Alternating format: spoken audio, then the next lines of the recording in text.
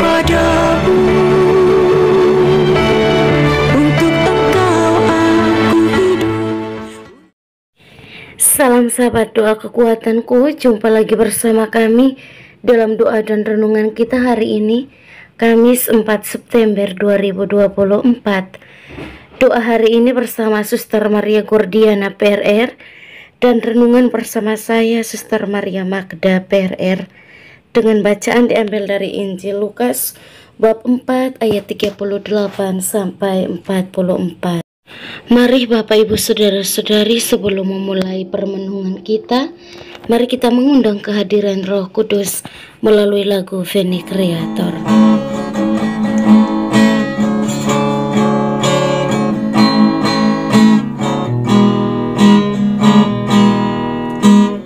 Datanglah Roh Maha Kudus, masuki hati umatku, sirami jiwa yang layu dengan embun kurniamu.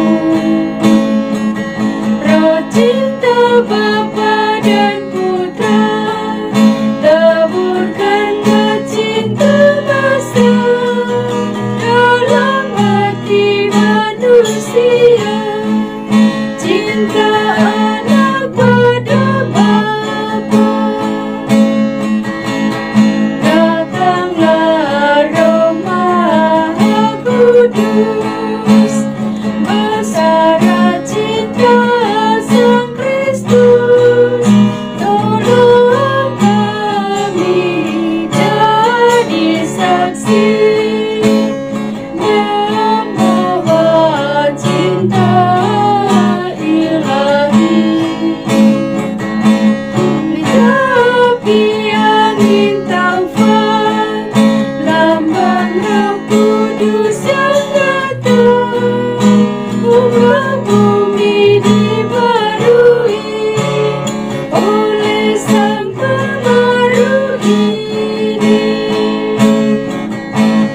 Roh Kristus ajari kami bahasa cinta sejati, satulah bangsa semua, karena bahasa cinta, cinta yang laksana api, kobarkan semangat kami agar musnahlah terbersih jiwa aku, hati dengki. Sang penghibur umat Allah, kuatkan iman yang lemah agar hati bergembira walau dilanda derita. Penggerak para rasulmu, lepaskan lidah yang keluh, supaya kami bertobat pada keselamatan Tuhan. Amin.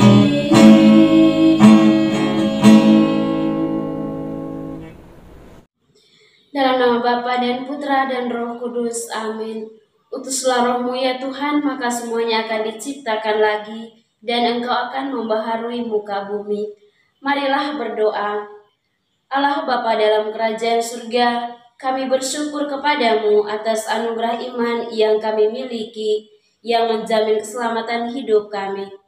Kami telah menerima urapan Roh Kudus-Mu di awal hari baru ini.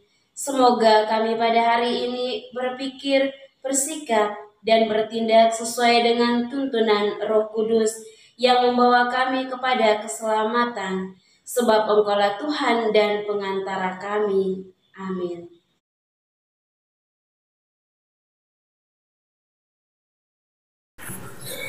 Bacaan diambil dari Injil Lukas bab 4 ayat 38 sampai 44. Kemudian ia meninggalkan rumah ibadat itu dan pergi ke rumah Simon. Adapun ibu mertua Simon demam keras, dan mereka meminta kepada Yesus supaya menolong dia. Maka ia berdiri di sisi perempuan itu, lalu menghardik demam itu, dan penyakit itu pun meninggalkan dia. Perempuan itu segera bangun dan melayani mereka. Ketika matahari terbenam, semua orang membawa kepadanya orang-orang sakitnya yang menderita bermacam-macam penyakit. Ia pun meletakkan tangannya atas mereka masing-masing dan menyembuhkan mereka.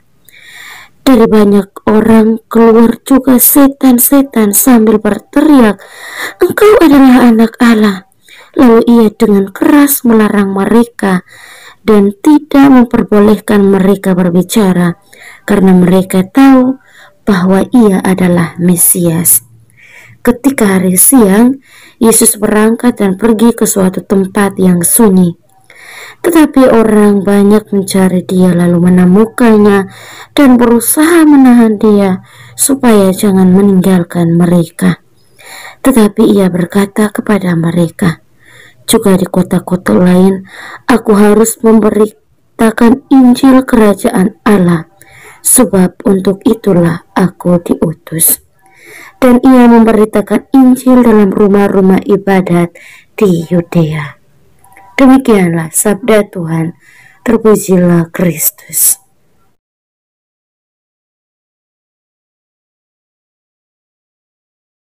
Saudara-saudari sekalian, selamat pagi berkah dalam. Semoga kita sekalian dalam keadaan sehat, baik dan sukacita selalu. Bapak, Ibu, saudara-saudari, kisah-kisah dalam kitab suci, Yesus tidak menggambarkan tentang dunia kedua atau dunia lain dari mana datang, tapi Yesus selalu menggambarkan dengan realita kehidupan kita manusia. Dan kita manusia, kita itu kalau sebelum sesuatu hal yang terjadi betul-betul terjadi, itu kau jangan harap untuk bisa percaya, itu akan sangat sulit. Contoh konkretnya begini, misalkan dia ini peminum kelas kakak, peminum moke arak nikah, peminum moke kelas kakak, lalu suatu saat dia mengalami sakit hasil efek samping dari dia punya konsumsi moke arak selama ini nikah, yang akhirnya buat dia jatuh sakit. Lalu ketika dia sudah dalam keadaan situasi sakit demikian, kau percaya atau tidak percaya, dia pasti berjanji dalam hati, siapapun yang datang kunjung pasti dia bilang, "Wih, saya tobat, wih, ini memang beta betul-betul tobat total, sukakah." Pokoknya berbagai macam kata-kata pertobatan akan keluar dari dia mulut. Karena apa? Dia sudah tahu toh, oh ternyata selama ini kalau saya minum arak, minum moke yang berlebihan, berarti efek sampingnya seperti ini, saya sakitan, atau saya masih sehat, saya makan yang enak. Lidah manusia ini kan maunya makan yang enak-enak. Kalau yang sayur bening, kurang garam, itu makan tuh macam dunia ini aduhai. Yang tawar tuh rasa macam nasi mau masuk tuh orang bilang tagak di batang leher. Itu tuh repot, maunya makan yang enak, yang bumbu lengkap, minyak berlemak. Tetapi hanya enak sebentar, enak sesaat dia masuk lewat batang tenggorokan ini, dia masuk enak Papa. Tetapi kau tunggu beberapa tahun kemudian baru dia punya efek samping terjadi. Lalu pergi ke dokter bilang dilarang makan ini, dilarang makan itu, baru mulai bertobat. Saya harus tobat makan ini, saya harus tobat makan itu. Kenapa dari dulu tidak? Penyesalan seperti ini sering terjadi di kemudian hari. Orang bilang nasi sudah jadi bubur, tidak mungkin kau mau ubah dia menjadi nasi, tidak akan mungkin. Makanya Bapak Ibu saudara-saudari sekalian, Mari kita melihat dalam Injil hari ini, Yesus membangkitkan ibu mertua Simon Petrus yang sedang sakit. Simon Petrus, dia punya mertua ini, dia ini pengikut Yesus kan, Bapak Ibu saudara-saudari yang kita tahu, dan dia pasti merasakan bahwa mertuanya itu sangat baik, sangat luar biasa, sangat mendukung dia, kayak tidak membuat batas pemisah antara anak mantu dengan anak kandung, keluarganya Simon dengan keluarganya dia. Makanya Simon tuh berjuang untuk menyembuhkan dia, dan sampai dia memanggil Yesus untuk datang ke rumah supaya bisa sembuhkan ibu mertuanya itu. Saudara dan saudari yang terkasih, ibu mertua Simon Petrus ketika dia belum sakit, sebelum dia jatuh sakit, dia sudah melayani seperti biasa. Dia memberikan diri seutuhnya untuk melayani sesama di sekitarnya dia. Lalu ketika dia disembuhkan oleh Yesus, dia langsung kayak refleks kembali melakukan kebiasaan-kebiasaannya dia sebelum dia jatuh sakit, langsung melayani mereka. Dan saudara-saudari yang terkasih, ini mau menunjukkan bahwa kebiasaan baiknya dia selama ini, hal-hal baik yang sudah dilakukan oleh ibu mertua dari Simon Petrus ini, itu sudah mendarah daging, sudah menjadi kebiasaan, menjadi tradisi di dalam kehidupannya dia. Saudara dan saudariku yang terkasih dalam Kristus Yesus, lalu bagaimana dengan kita? Kita mungkin mengalami berbagai macam penderitaan fisik, sakit ini dan sakit itu. Lalu dalam kondisi seperti itu, sudah saya ulaskan tadi di awal bahwa kadang penyakit-penyakit yang kita alami karena kita sendiri yang mendatangkan penyakit-penyakit itu, bukan orang lain, karena beban pikiran, karena konsumsi makanan yang tidak teratur lalu mendatangkan penyakit-penyakit demikian. Lalu ketika kita di dalam situasi tersebut, tentu kita sangat merindukan untuk sembuh, untuk bisa bangkit dari segala sakit penyakit yang kita alami. Apalagi ketika melihat orang lain yang bergerak ke sana kemari, lari ke sana kemari, kita pasti punya kerinduan untuk itu, Bapak Ibu saudara-saudari. Mari Bapak Ibu, ketika kita mengalami sakit berat dalam hidup, sakit secara fisik, mengalami luka batin, kita mengalami beban batin yang sungguh luar biasa. Orang bilang makan hati. Kalau makan hati terlalu berlebihan, maka akan muncul berbagai macam penyakit yang aneh-aneh. Itu hanya berawal dari beban batin, makan hati tuh. Maka mari kita belajar dari kisah Injil hari ini, bagaimana Yesus membangkitkan ibu mertua Simon Petrus. Lalu dia dengan spontan ketika sudah disembuhkan, dia memberi diri untuk melayani. Mungkin kita saat ini masih terbaring lemas karena berbagai macam sakit-sakit fisik yang kita alami, dan dengan kerinduan hati kita untuk mengalami kesembuhan itu, maka mungkin di tengah penderitaan kita tidak bisa berbuat apa-apa ya Bapak Ibu saudara-saudari. Apalagi kita tidak bisa jalan, hanya di atas tempat tidur dilayani oleh orang lain. Maka apa yang kita buat, apa yang kita lakukan? Ya kita berdoa, kita mendoakan mereka. Di dalam kondisi kita yang demikian, kita jangan mudah untuk putus asa. Saya nih sudah sakit model begini lebih baik mati sejak daripada hidup tapi tidak pernah sembuh-sembuh. Atau ketika orang mau datang melayani kita, mungkin tidak sesuai dengan keinginan hati kita, lalu mulai mengomel ke sana kemari. Jangan Bapak Ibu, justru di dalam situasi-situasi seperti itulah kita membawanya kepada Yesus. Kita berdoa, tidak perlu atas nama Bapa dan Putra dan Roh Kudus di depan orang supaya orang lihat, wih dia ada berdoa. Tidak. Di dalam hati kita berdoa. Yesus tahu kok apa yang kita sampaikan. Kan doa kan tidak harus kita ungkapkan dengan bahasa melalui suara. Kan dengan diam, justru itulah doa yang sangat indah. Karena itu sekali lagi saudara-saudari, marilah kita diajak untuk senantiasa menyerahkan penderitaan kita kepada Yesus, dan sembari kita juga menjaga kondisi fisik kita, ora et labora, berdoa dan bekerja. Kita menjaga stamina tubuh kita supaya jangan mudah jatuh dalam sakit penyakit yang mendatangkan beban batin untuk kita. Amin.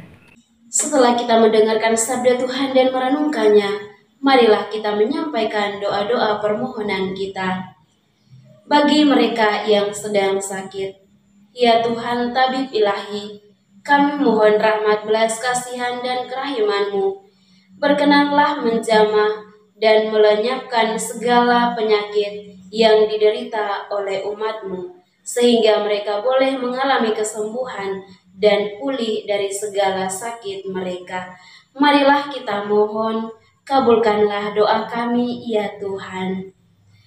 Bagi para katekis, ya Tuhan Gembala yang baik, berkenanlah mengaruniakan kuasa Roh Kudus-Mu kepada para petugas pastoral, agar mereka dapat mewartakan kabar sukacita Injil kepada banyak orang yang menantikan keselamatan. Marilah kita mohon, kabulkanlah doa kami, ya Tuhan.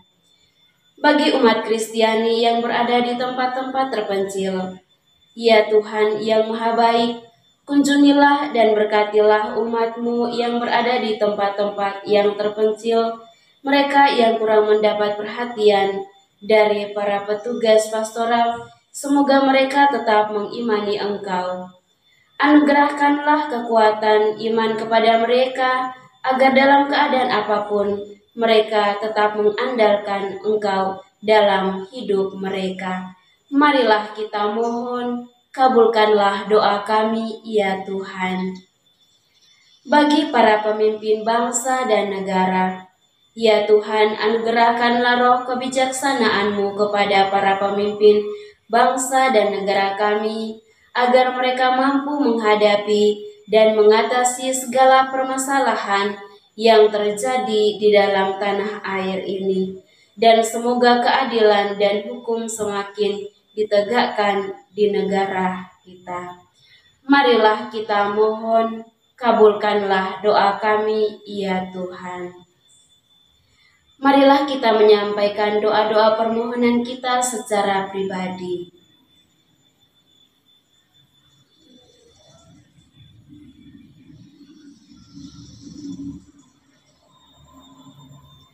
Marilah kita mohon, kabulkanlah doa kami, ya Tuhan. Bapa kami yang ada di surga, dimuliakanlah nama-Mu, datanglah kerajaan-Mu, jadilah kehendak-Mu di atas bumi seperti di dalam surga.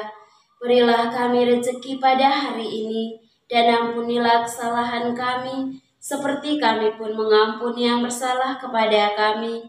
Dan janganlah masukkan kami ke dalam pencobaan, tetapi bebaskanlah kami dari yang jahat. Amin. Salam Maria, penuh rahmat, Tuhan serta-Mu.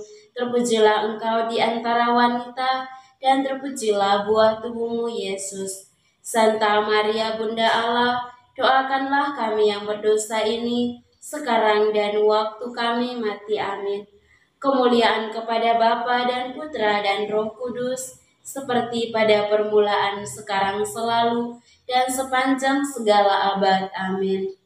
Yesus Kristus, anak Allah yang hidup terang dunia, aku sembah sujud kepadamu. Untuk Engkau aku hidup, untuk Engkau aku mati. Yesus Kristus, anak Allah yang hidup terang dunia, aku sembah sujud kepadamu. Untuk Engkau aku hidup, untuk Engkau aku mati. Yesus Kristus, anak Allah yang hidup terang dunia, aku sembah sujud kepadamu. Untuk Engkau aku hidup, untuk Engkau aku mati. Santa Maria Reina Rosari, doakanlah kami. Santo Yosef, doakanlah kami. Santo Gabriel, doakanlah kami. Santa dan Santo pelindung kita masing-masing, doakanlah kami. Mari kita mohon berkat Tuhan dari tangan imam. Tuhan sertamu dan sertamu juga, saudara dan saudari keluarga-keluarga kita, senantiasa dilindungi, dibimbing dan diberkati oleh Allah yang Maha Kuasa, Bapa dan Putra dan Roh Kudus. Amin. Perayaan. Terima kasih Bapak Ibu Saudara-saudari yang terkasih untuk kebersamaan kita hari ini. Kita akan kembali berjumpa dalam doa dan renungan di hari selanjutnya. Kami akan selalu hadir untuk menyapa setiap hati.